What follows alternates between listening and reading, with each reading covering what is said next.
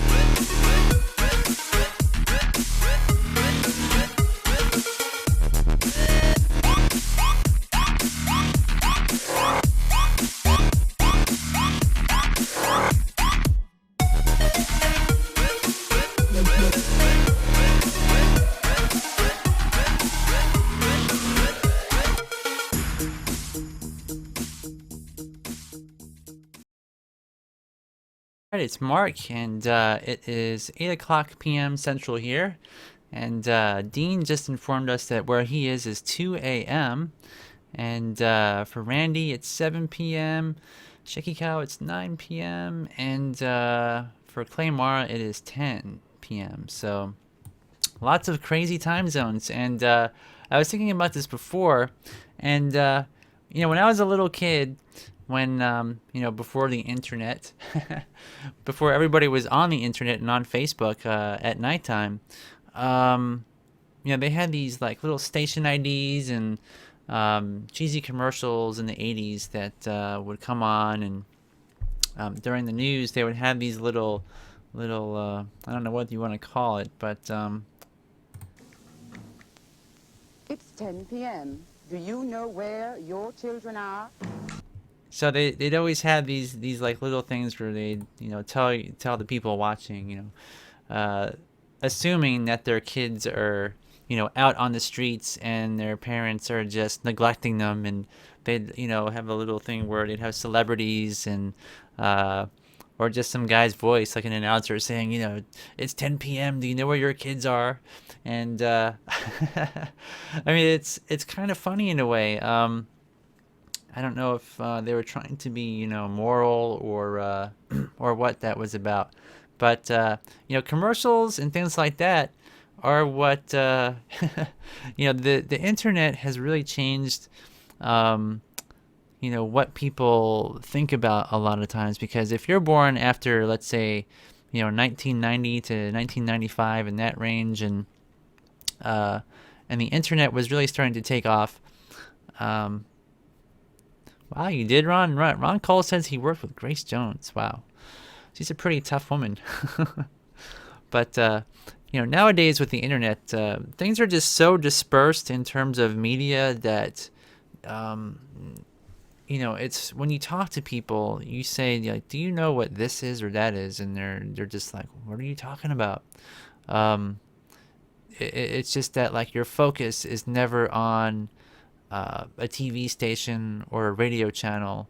It's just wherever you want to go, and it used to be that media was somewhat dictated to us, and that's kind of actually how a lot of people got into the clay animation and stop motion, though, because a lot of the TV commercials were, entertainment for us. And nowadays, you go on Facebook and you just scroll down on your page of friends, and they have all these videos, and um, a lot of the entertainment is self-created. A lot of the users of Facebook create entertaining things, and what's cool about that is, creative people like us, we go on there and they have these groups full of, stop motion related groups and animation related groups.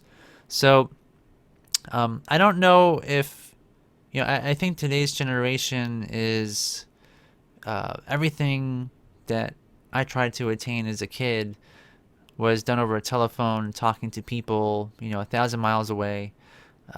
Whereas now it almost feels like everybody, like in our chat room here in YouTube, it's like everybody's talking to each other, all these different time zones, and all these barriers are kind of taken down.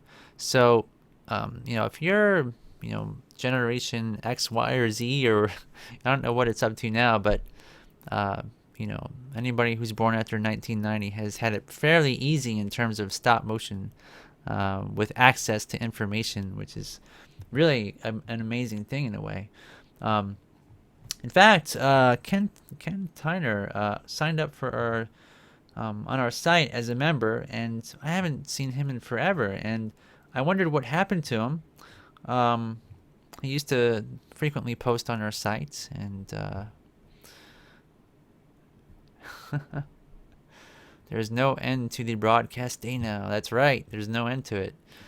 We transcend all time zones, time and space. But anyways, Ken Tyner, I was wondering where he was, and he posted here on the forums. He said, "Hello, I was a member of this website a while ago, but I think my account was deleted when Animate Clay was changed. And yeah, I think it's been so long. Um, When was the last time we changed animateclay.com? I think that was 2 years ago already, or thereabouts, somewhere in there, because we used a different service, thinking that it would be beneficial, and it was a complete disaster. And oh, hey Ken, cool, nice for you to stop in here. We were just talking about you. What a coincidence. But anyway, so yeah, the site was changed, and so I probably did. Yeah, I was wondering what was going on. And it says, for the past 4 years, I was pursuing my bachelor's of science in mechanical engineering while doing animation as a hobby. As a result, I became more withdrawn from the online community on this site, and I plan to get more involved like I did in the past. And so here's his latest Clay animation, and it's almost 8 minutes long. Now I haven't watched it, but I did, scan through it just to see if how long it was, and so we're gonna watch it and let's check it out. Here we go. Hopefully see if the audio is up. Okay.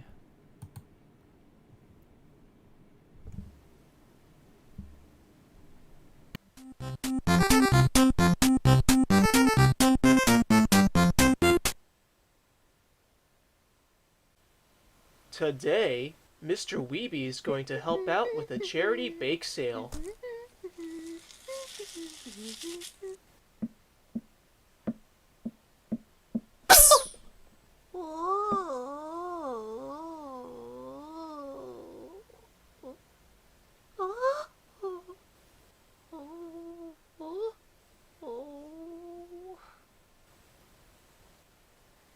Don't look at me.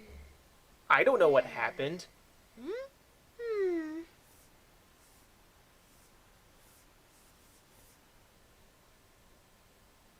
뭐? 음, 음, 음, 음. 오, 아,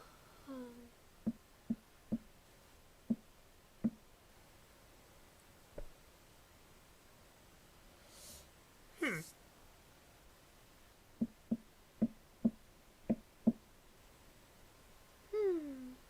오.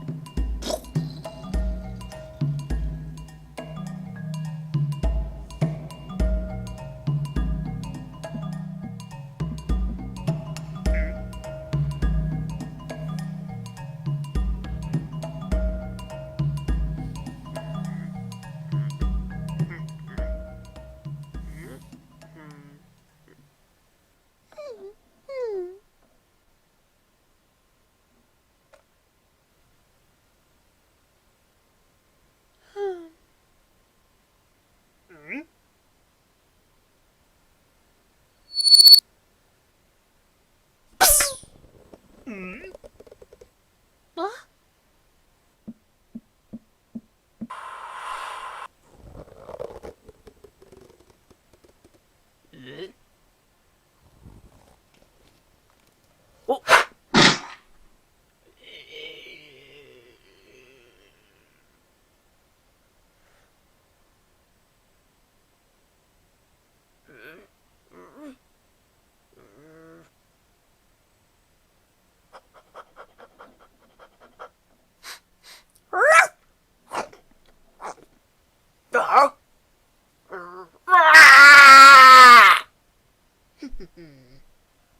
Well, I'm glad all of that is over.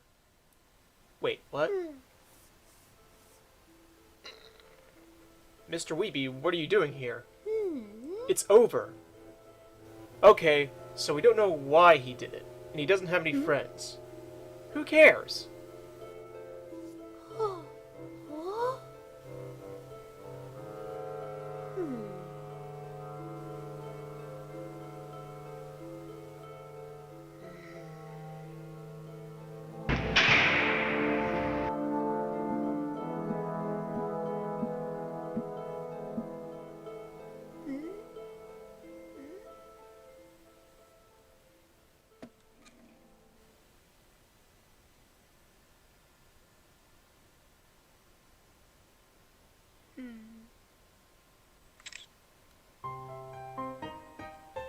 Yes.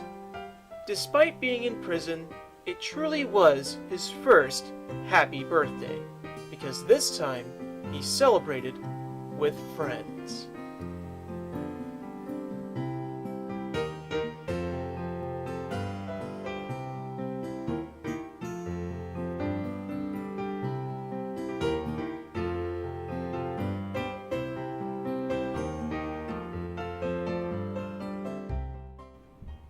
Wow, so pretty awesome animation, actually. Lots of clay puppets in there, obviously all clay, but let me see here. Let's do this. So, I mean, the animation was like super smooth.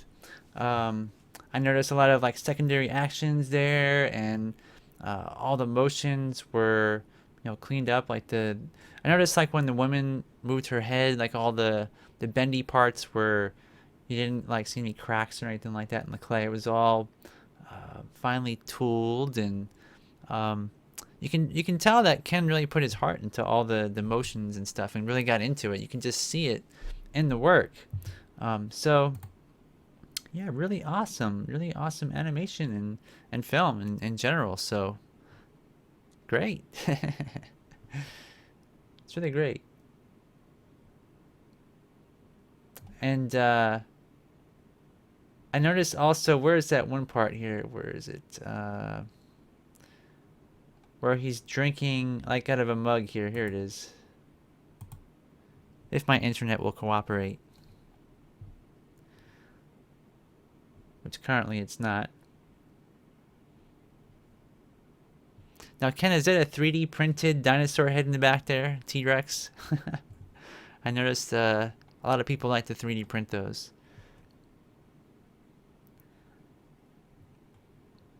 Where's that mug?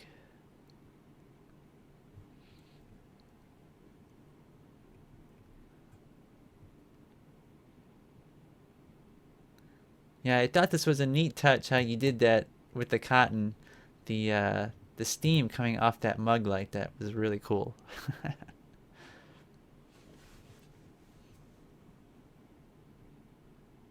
And also, even the way that you compose the shots is really well done. Like for example, the silhouette of his body, I can see all of the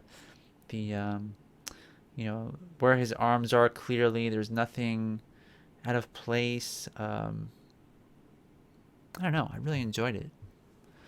So,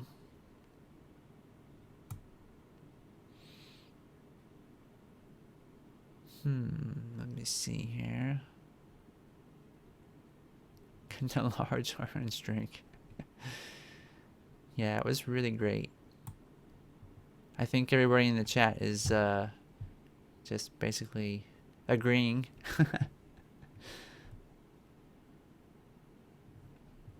Ah, okay. So Ken says, yes, a friend printed it for me. The skull in the background. Yeah. Yeah, because you said you got your bachelor's of science in mechanical engineering. So I'm thinking there must be a lot of 3D printing involved in that as well.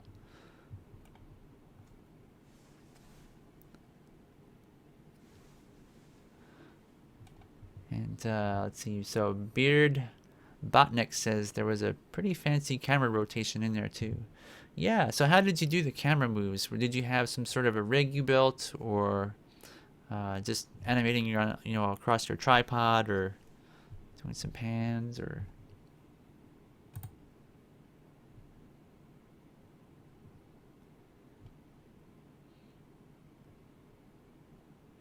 yeah, lots of camera moves. And here's a zoom out.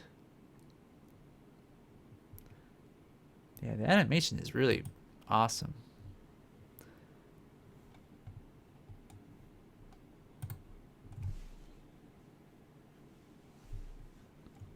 Yeah, so Ken has not updated his page yet.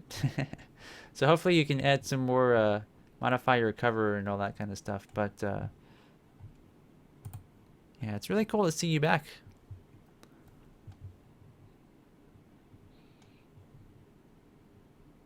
And Ken says he just moved the tripod. So what software can I ask are you using as well?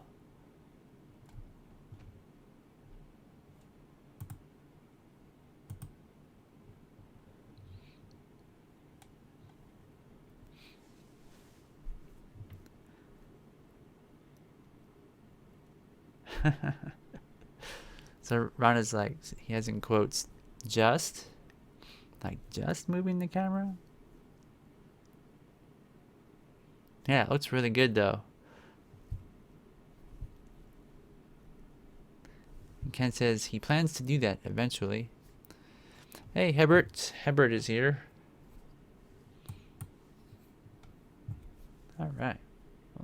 Well, anyway, Ken, awesome animation. I'm really amazed at the quality. It's really great. Okay, so since we're on the topic of clay animation, of course, um, Don Carlson, who is the creator of Puppet Putty, he was looking around the internet and found this guy's blog. And he says he's a clay alchemist. And let me just click this link here. I haven't had time to look through his site, but I did get to see. Let's see here. Is this gonna work? I might have to watch some of this stuff later on. But he's a clay animator, and here it is, clay animation color guide.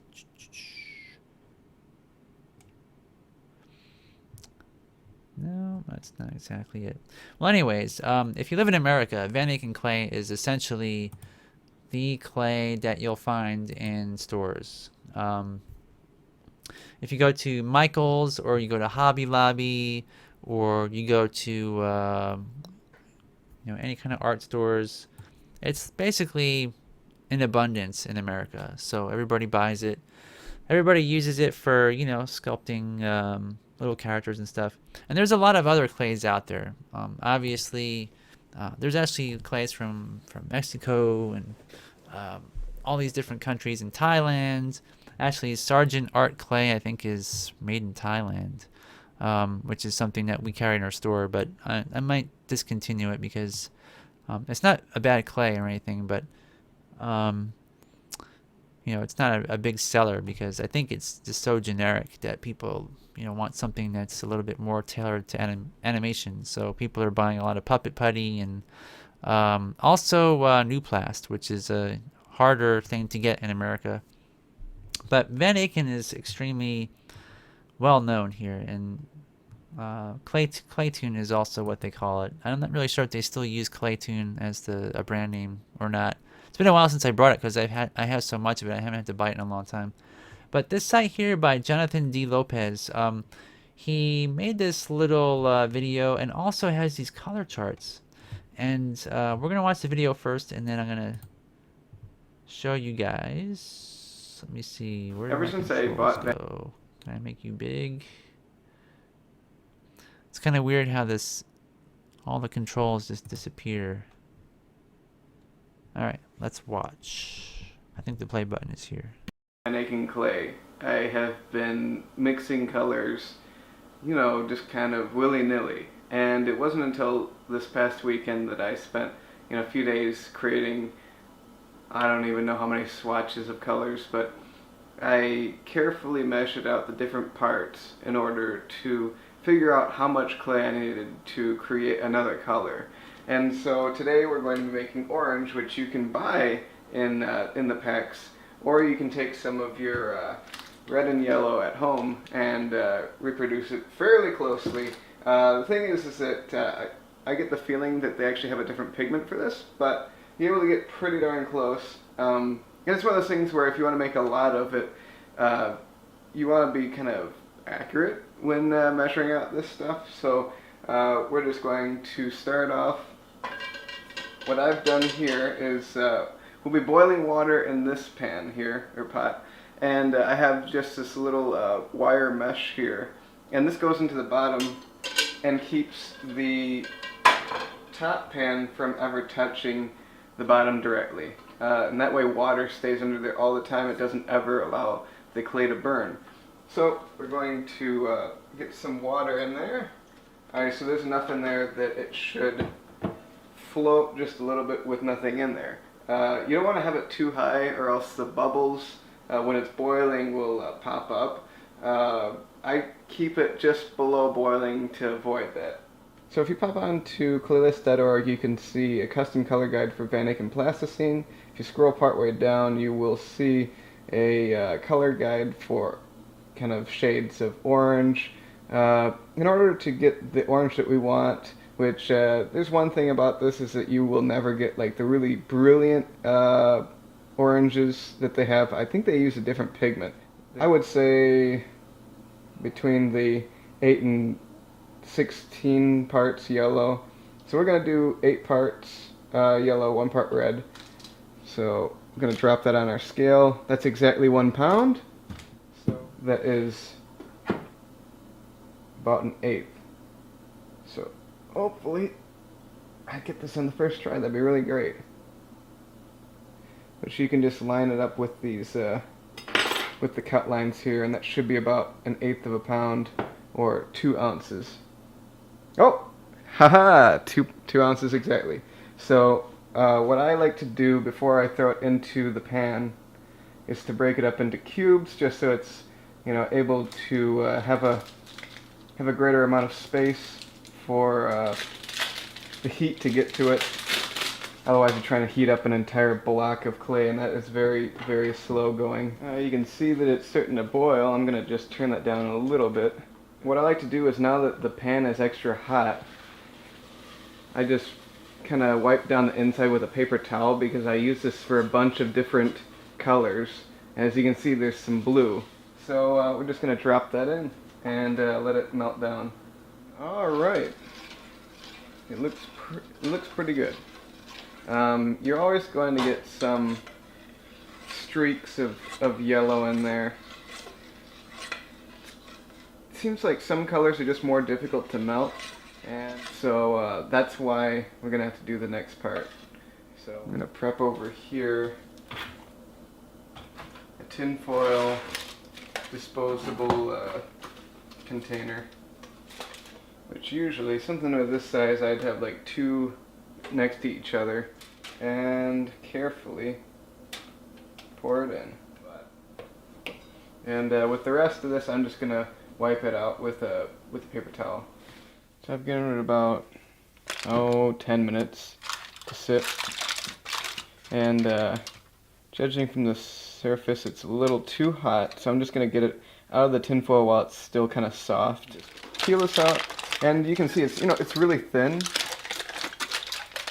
So it's a lot different than having a fairly thick piece of clay. Like if you have clay that's built up that deep, you'll probably have to wait an hour before you can handle it. And I like to just stand them up on edge, and that way they cool off a little quicker. Now they just had some time to cool off. Yeah, that's definitely a lot safer to handle. You can see that the inside's no longer molten. It's just very soft, which is perfect because we need to be able to get the last bit of pigment, like this little stripe here, to be fully mixed in, which you may feel clumps. Those are most likely either clay that didn't get mixed, or else it's clay that's cooled off already. Just set it right on top of the aluminum foil while it cools off. It's a bizarre feeling when this is kind of still molten. It's almost crumbly, but once it cools off, it has pretty much the same attributes as it did before. In which, I mean, when I look at it, it looks just about exactly the color on screen, but I can't get it to show up, in the video properly. But this is a swatch. See, here's yellow 32, yellow 16, yellow 8 right here, which is what we want. And if I hold this up to each other, it's a minute bit lighter, but that might be just a mismeasurement when I was cutting up there. If you want, you can head over to claylist.org and see the full spectrum on the blog post. And if you have any questions, submit it in the comments below. And so it's at JonathanDLopez.com. So JonathanDLopez.com. So let's see. And well, basically, I think how do you find it on here? I think it's this link here. Let me click it just to make sure. Yeah, so mixing custom colors is right there on the left sidebar. So even if you just go to his main page, you can find it here. But and he's got these little color charts, and you can click on them, and it comes up here, and it says white 16 to red 1, white 8 to red 1, white 4 to red 1, and so forth. And one of the things he said is, the color was off a little bit, where one was a little bit too light, and he's like, oh, well, maybe I made a mismeasurement and so forth. Unfortunately, you'll never reproduce these results exactly. It'll be close, but you'll never get the same thing he does, because Van Aken is notoriously bad at getting their batches the same colors. I've had some flesh tones that look way green, some which look almost tan, some which are in between. So, but it's a great, starting point. It kind of gives you an idea of what you can do, and it's really simple, the way he broke it down. And I guess he really went through a lot of clay to do this, because if he had to use, let's say, 1 pound of clay per color here, that's a lot of clay. So yeah, I guess let me click on his animation here again. So I guess he's got a bunch of short films, and why don't we watch one just to see what he's doing with his clay and the purpose for mixing his colors. Are we loading? Are we gonna work? Okay, let's see if I can make it big without knowing where the controls are. And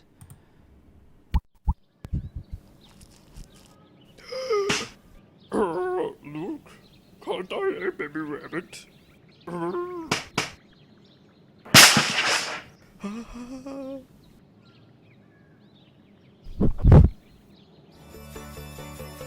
Why don't you pick on someone your own size? Do you challenge me? Bring it on. Come on, is that the best you got? Why do I think that you're gonna feel that tomorrow? How the heck did he just get up? No one's ever gotten up after I roundhouse kicked him. Wake up! Wait, don't do it! This is not possible. A fist behind his beard he has.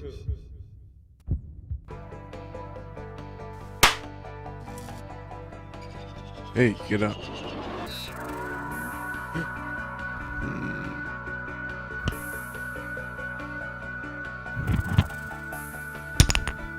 Throwing rocks now, old man.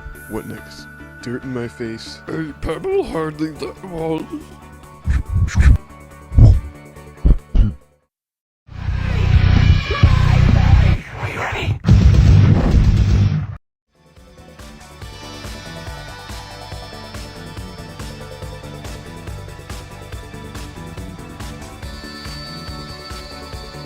Okay, so yeah, a fist behind his beard. That's about the weirdest thing I've ever seen. Yeah, a Yoda versus Chuck Norris fight. It's about the strangest video. Yes, everything about it is kind of strange. So yeah, very different. And he's got this other thing here. Let me click on this. Ah, okay. So I guess he understands too. He says, "Let's face it, the colors of Van Eyck and Plastilina are not accurately represented with the swatches given online.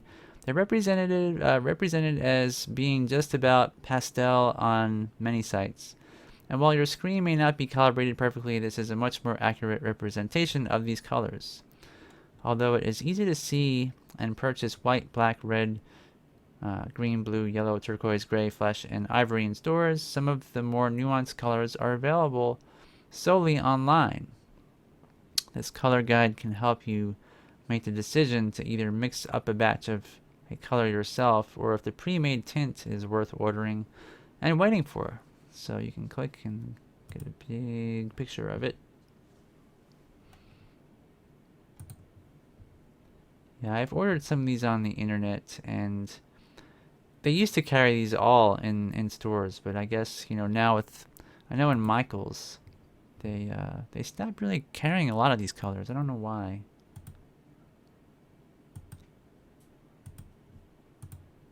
That's pretty cool. That's nice that he actually took some. Looks like he's got some bright lights on there to make it nice and as accurate as possible.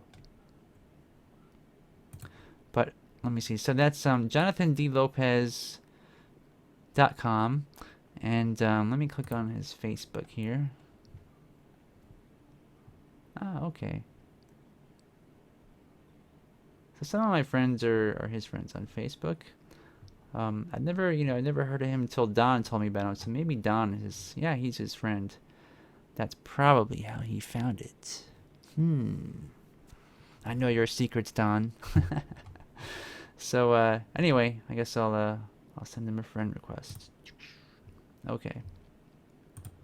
So anyways, guys, what time is it? 8:35.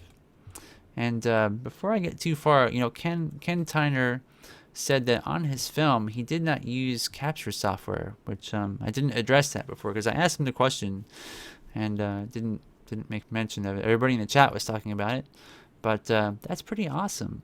And it's kind of weird how people that don't use capture software sometimes, or at least I know it with my own personal experience, my animation actually, and clay animation specifically, turns out better if I don't use capture software than if I do. In terms of little nuanced moves, and I think you can almost put more of yourself into the animation when you don't have as many crutches in a way, almost like crutches, and I think your focus changes, and there's a sort of tension there where you're afraid to make a mistake more than if you have a capture program.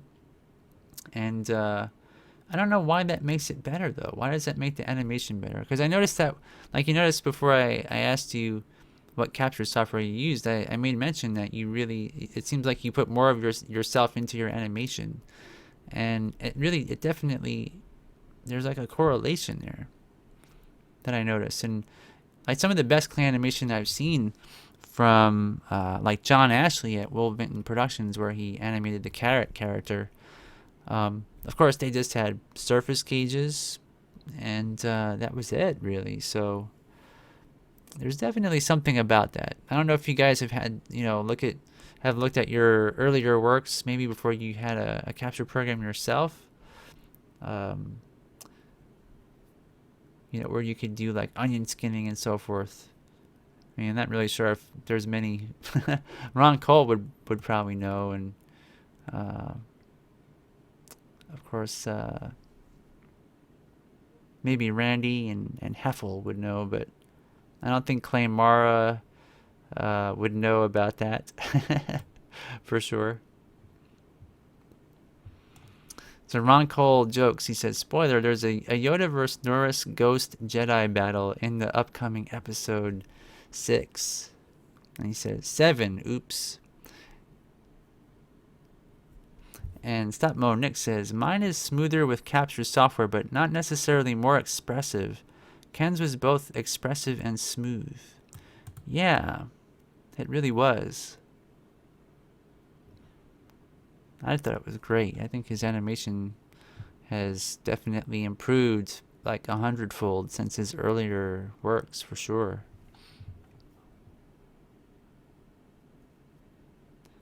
Okay, so yeah, this is one of those pages, I need to save because that's an important page.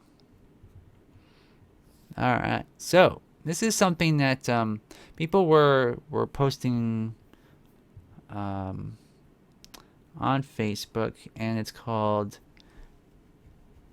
Anomalisa, I guess, and it's a trailer, and Charlie Kaufman, I guess he's the director. I'm not really sure. Director or producer. Or maybe the writer. Or maybe everything.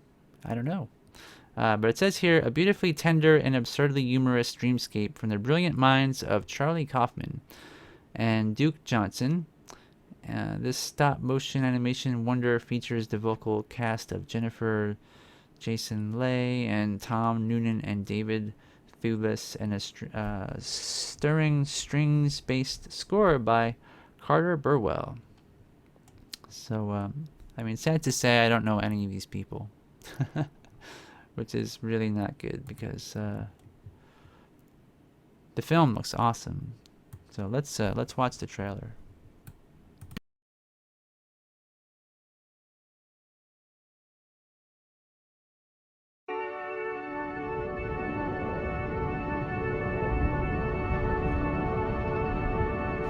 What is it to be human?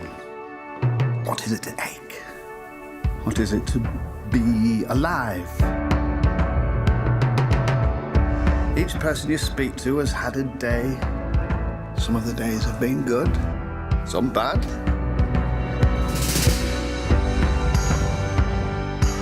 Each person you speak to has had a childhood. Each has a body.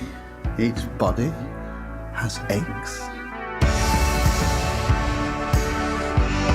Look for what is special about each individual. Focus on that.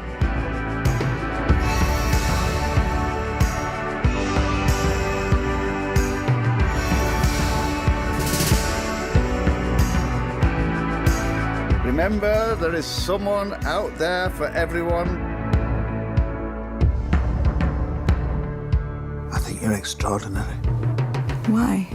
I don't know yet. It's just obvious to me that you are.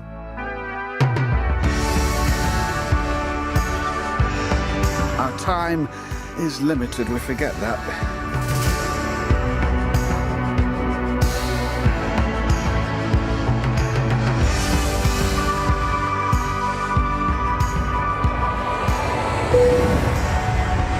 Sorry, I grabbed your hand. It's okay. It's a reflex. But I don't like to fly. I said it's okay.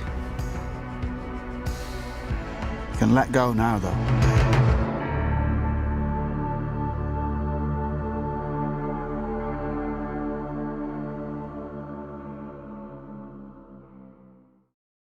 He was the director. I should have Should have known that beforehand.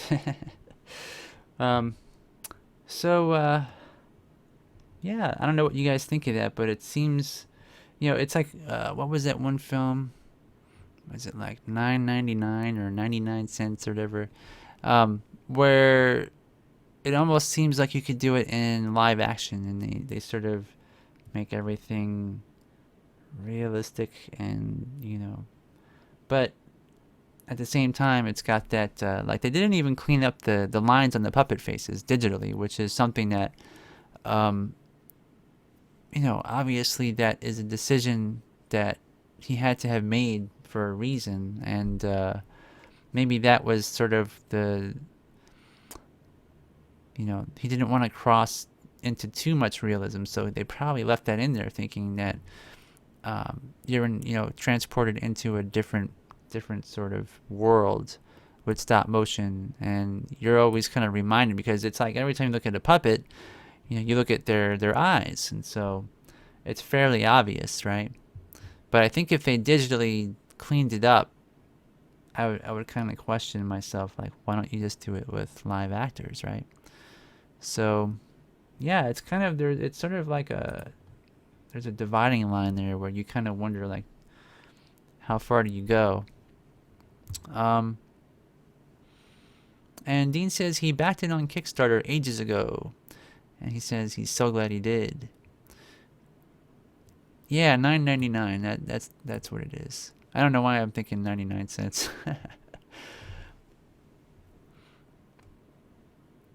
And Nick says, not that common to take such a realistic approach. Very natural animation too, most of it. I get a bit of uncanny valley with it, but I will have to see it. And Shaky Cow says, looks almost too good, almost like it was rotoscoped over live action footage. And Ken says he thinks part of the decision was economic. You think so? Maybe it was. And so Dean gets I guess one of the perks from Kickstarter would have been he's getting a storyboard sheet from once the film finishes in cinemas. That's awesome. So yeah, it seems really amazing, and I can't wait to actually see that, the full version. Time will tell. So all right, I guess it was maybe how many weeks ago? 2 or 3 weeks ago. I told you guys about Tinkercad and what a cool free program it is on the internet if you have a cheap 3D printer, or you'd like to have prints made, for example, through shapeways.com. And this site was brought out by AutoCAD, so they have improved, I guess, since their first incarnation, and they didn't actually have everything for free. Most of the functionality of Tinkercad was not always free. So anyway, if you recall, I had made some feet. I designed them for animators, for stop motion animators, to make prints of, if you have a printer, like I say. Which I don't know if any of you guys here have a 3D printer or access to one. I think Ken probably does, because he said that one of his friends printed out that T-Rex skull. But this is something that maybe Ken you can print out and test out yourself. Actually, I'm not sure if you can. I'm not sure if I've made this public. I'll have to check on that. But I am going to make these available for free for everybody to modify for their own purposes. But the first feet that I made were, if you remember, they were like an orange color on here, which I can actually change it to any color I want, but they were orange. And I was learning how to use this, and I screwed up, and I put some like circular things on here, some holes, and then filled them and had all these lines, and it was kind of a messy job. So I tried to improve on the design and to fix the mistakes that I made before. And so what I did is I measured some actual parts, some nuts and bolts, and made these holes to be the size of a metric 4 threaded rod and also a nut. And so these are actually, when you print them, It's very small. It's only going to be 30 millimeters long and I think 15 millimeters wide. And the 1/8 inch holes here for the ankles, and we got some 1/16 inch holes here for toes. And I also have these holes in the side where you can insert some string or thread to tie, let's say, fabric down on top of your puppet's feet if you were to use fabric.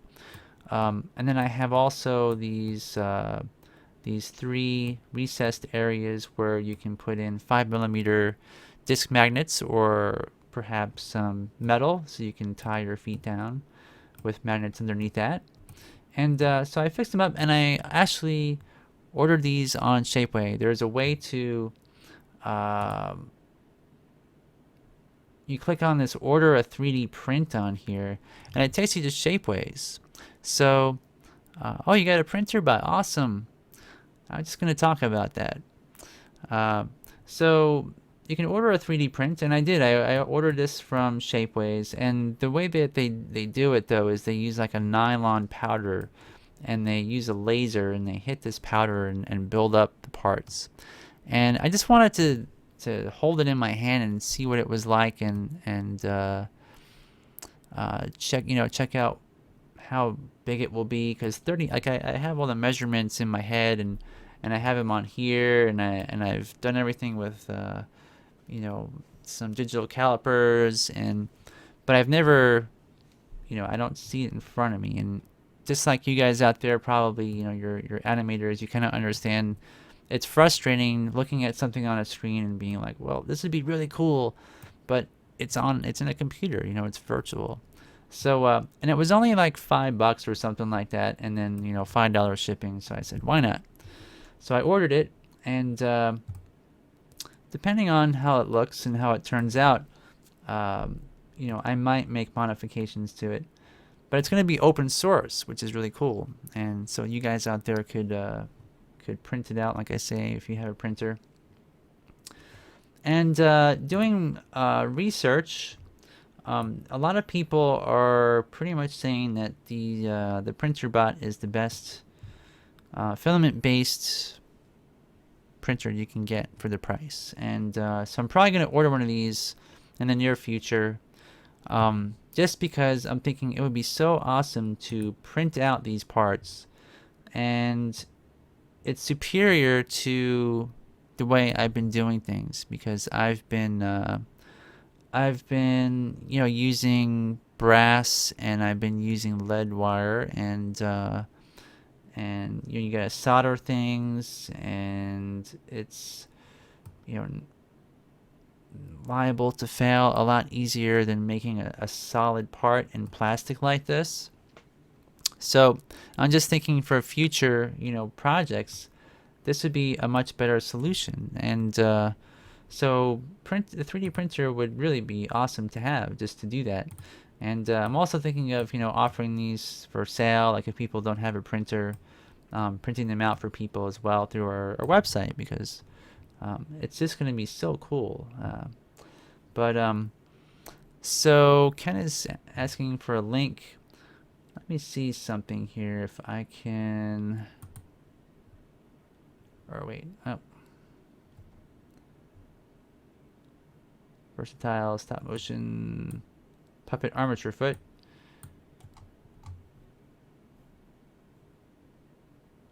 Let me see if you can find it on the main site by typing in stop motion puppet.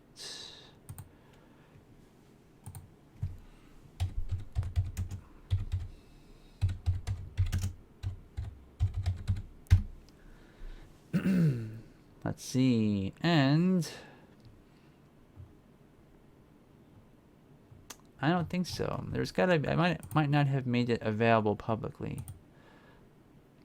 That's one of those things I'm still kind of learning.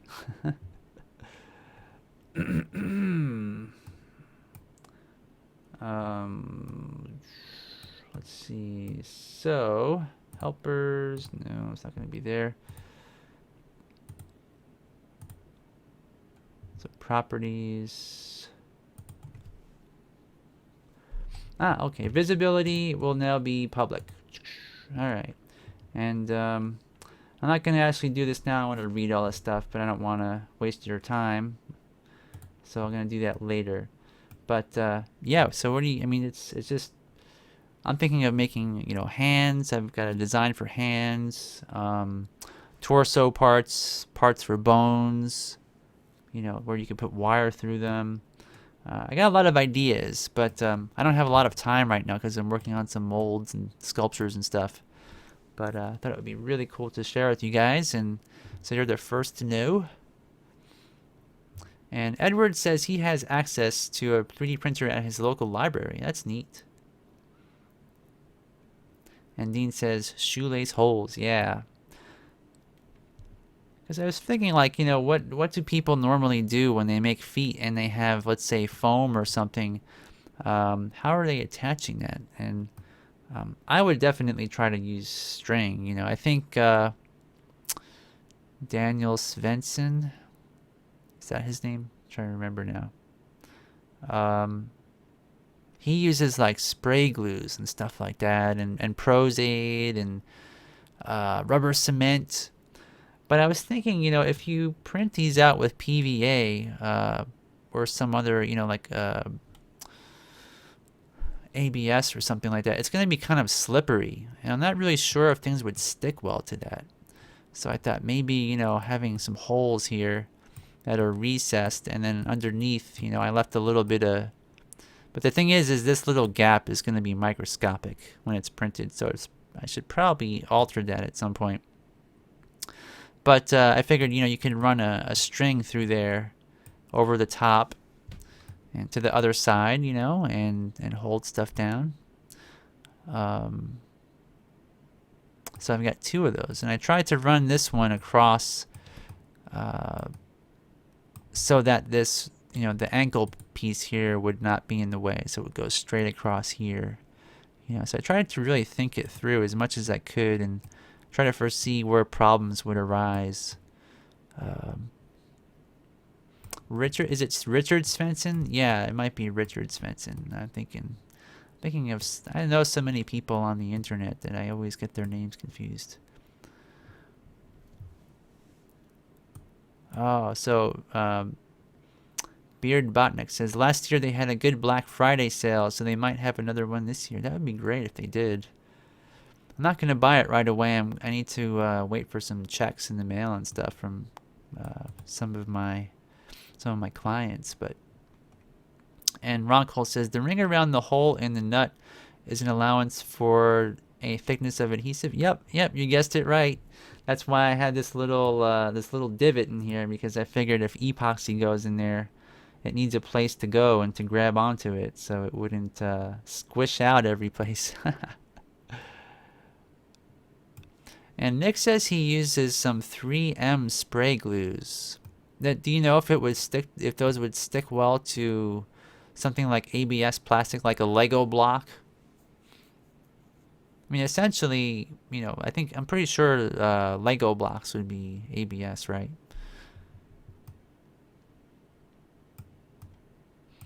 Yeah. So even so, I tried to do things on here like little subtle things, which I don't know if it even makes a difference, but like this, where the tie down goes in, it's actually recessed slightly. These holes are slightly recessed. I mean, it's probably almost overly designed, but you've got three options. You've got your screw you can put in the top through a wooden set floor. Got your tie downs and metal or magnets. So a lot of options there. And so Heffel's and why do you call your name that, Dave? It's hard to pronounce. So he says 3M glues are great, and there's a Loctite glue that Ron talked about that is great for silicone. Really? That's awesome. And he says I used it on my previous puppet. Wow. Okay. I think somebody must have mentioned that in the past, because I kind of vaguely recall that, but that's pretty awesome. So Nick says, for sticking foam to most things. And Beard Botnik says 3D printers are generally more porous, so it might work better than a sleek surface like a Lego. Yeah, it would definitely have those little ridges, right? So it's almost like you've sanded it in a way, so maybe it would stick better. And Ron says, I like the bevels on the wire holes, not sharp corners that always cause breakages. Yeah, I tried to do that because I thought, and another reason why is I thought if you put in some epoxy in there and you drip it down, if this is flat, it would just kind of go over the edge and go to the sides. But this kind of directs the epoxy down into the hole. So when you put the wire in, gravity should actually pull it, down inside there. And you can see I've got this little groove in the center for epoxy to flow into, because that would theoretically lock the part in there. Now the bad part and the downside to this is that once you epoxy your wire in there, there's probably no getting it out. So these would be sort of like a, and then also one of the reasons why I thought that might be not such a horrible thing is because chances are your wire will not break, and if it does break, do you want to destroy your puppet, or do you want to build a new puppet, or do you want to use replacements? It just depends on the application. I guess under heavy usage, this would be bad, but for like what I do, where you just do a short scene or a short animation, it's really good. So Rockall is saying that Loctite 770 primer works perfecto. You mean to like pre-spray the feet, for example, to get them to get your adhesive to stick better? And Nick says, yes, use Loctite glue for silicone puppets when I animated on butterflies. That's kind of amazing. Is it it's not silicone based, right?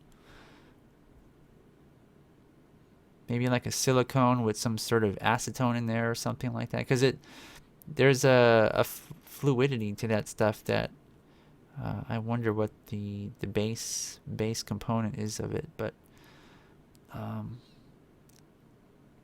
so Dave says, I and a crew made a 10-foot tall Audrey 2 puppet, and we used Super 77 to attach foam to fleece.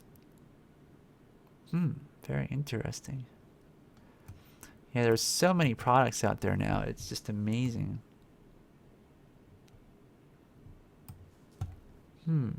Very interesting. But anyways, it's almost 9 o'clock already. Wow, time went pretty fast. Wow, I can't show these things right now, can I? All right, that'll be for next week. But all right, so anyway, guys, thanks for stopping by. Hopefully you guys have learned something or found something inspiring, or gotten some ideas on what you can do out there.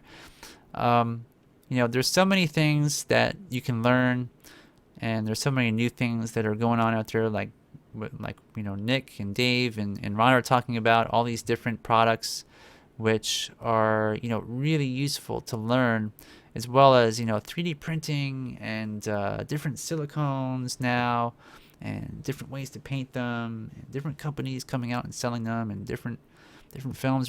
It never ends, does it? So anyways, our live show will not end either. Next week we'll be here again on Wednesday at 8 p.m. Central, and hope to see you guys all there. See you later.